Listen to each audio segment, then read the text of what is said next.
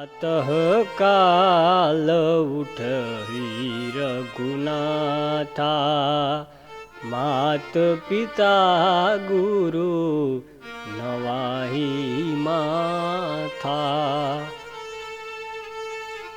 प्रातः काल उठहि रघुनाथा, माता पिता गुरु नवाहि माथा।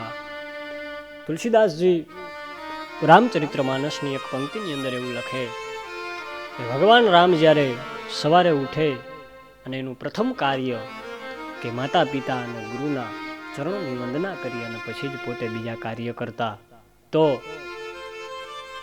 મારા ને તમારા જીવનની અંદર એક પ્રશ્ન એવો હોય કે હું તમે બધા એવું ઈચ્છતા હોય કે અમારા બાળકની અંદર સારા સંસ્કાર અને સાચી સમજણ આવે.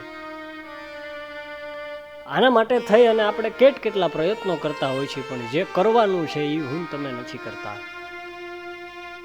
તો આ પંક્તિના દ્વારા, રામચરિત્ર માનસ દ્વારા આનું ઘડતર કઈ રીતે કરવું, આપણા બાળકોનું ઘડતર કઈ રીતે કરવું, રામચરિત્ર માનસની અંદર આ પણ સમજણ મને તમને આપી છે. ઉદાહરણ તરીકે ગામની અંદર એક આશ્રમની અંદર એક બહુ સરળ સ્વભાવના એક સંત વસે.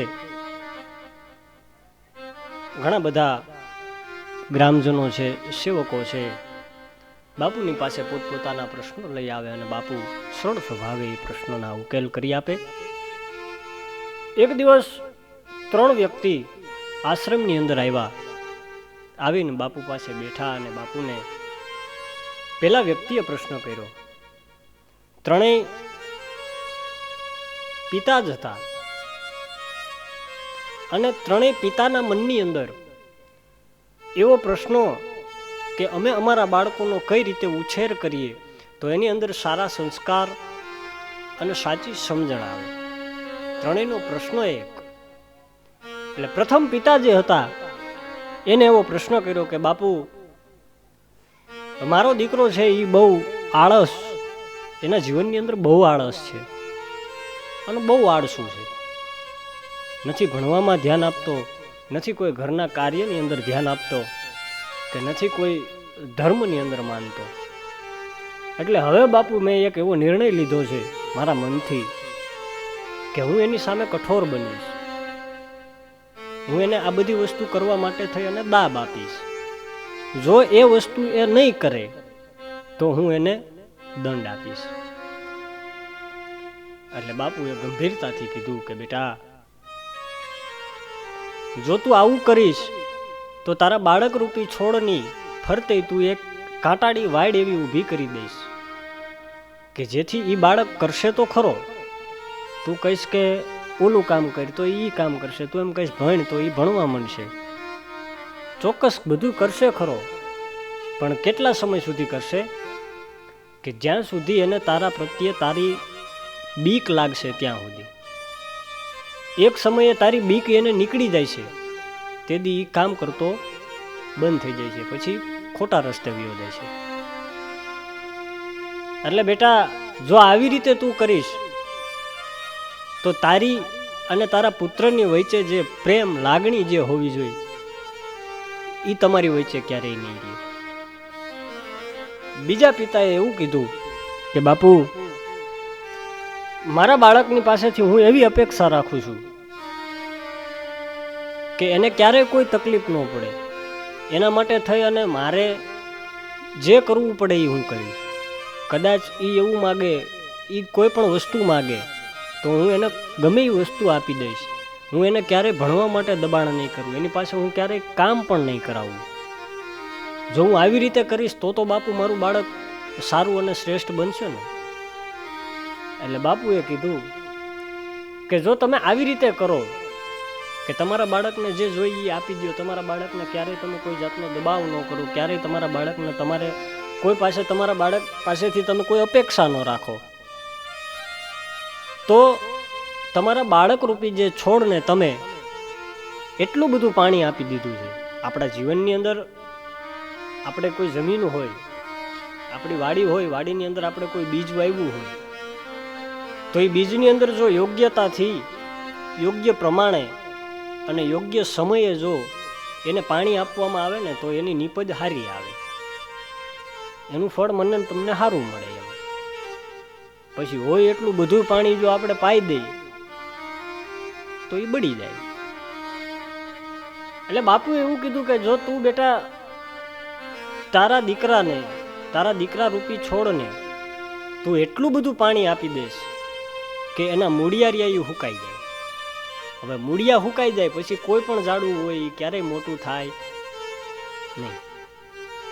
હવે એને કદાચ કોઈ એના જીવનની અંદર ક્યારેય કોઈ તકલીફ આવશે ત્યારે તું એની હારે ન હોય અને એના જીવનની અંદર કોઈ તકલીફ આવશે તો એ તકલીફની બહાર નહીં નીકળી શકે.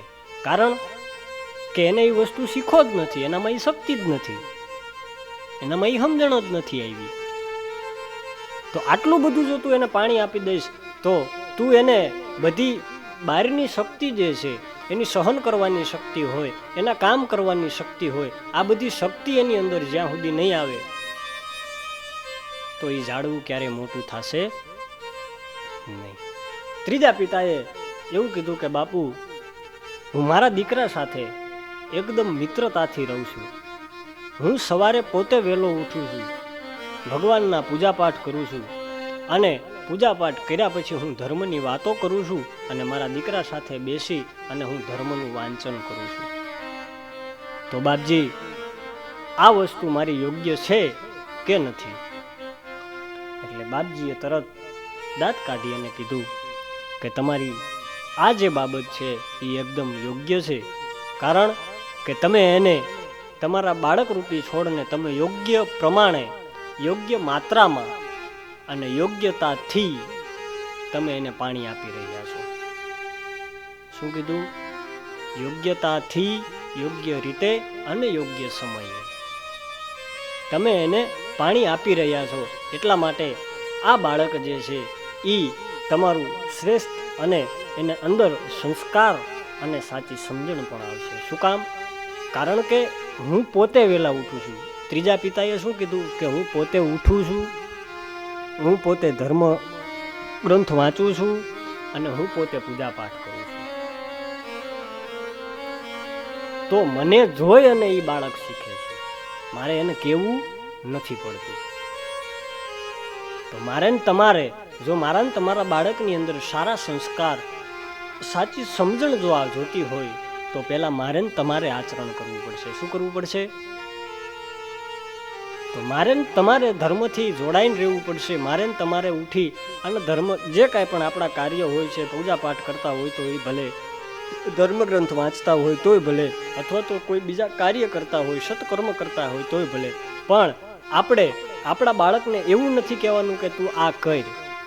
આપણે કરી બતાવી અને પછી એ આપણને જોઈ અને એ શીખે. છેલ્લે સંતે ત્રણેય પિતાને બેસાડી અને એટલું કીધું કે જો તમારે તમારા સંતાનની અંદર સાચી સમજણ અને સંસ્કાર જોઈતા હોય તો પ્રથમ તમારી વાણી એટલે કે તમારી ભાષાની અંદર પ્રેમ રાખો. બીજું કે કોઈ પણ બાળકની ભૂલ હોય તો એની સામે ક્યારેય કઠોર ન બનો, એને શાંત મનથી અને સાચું માર્ગદર્શન આપી અને એને સાચો રસ્તો બતાવો. અને ત્રીજું કે એને સંઘર્ષ કરવાની તક આપો. કોઈ પણ કાર્ય તમારું બાળક કરી રહ્યું હોય તો એની અંદર એનો સાથ આપો, એને સાચી સમજણ આપો અને એને તક આપો. તો રામચરિત્ર માનસની અંદર પણ તુલસીદાસજી મહારાજે એવું કીધું કે ભગવાન રામની અંદર આવા સંસ્કાર ક્યાંથી આવ્યા? દશરથ મહારાજ આ આચરણ કરતા હતા ત્યારે શ્રી રામની અંદર આ સંસ્કાર આવે છે.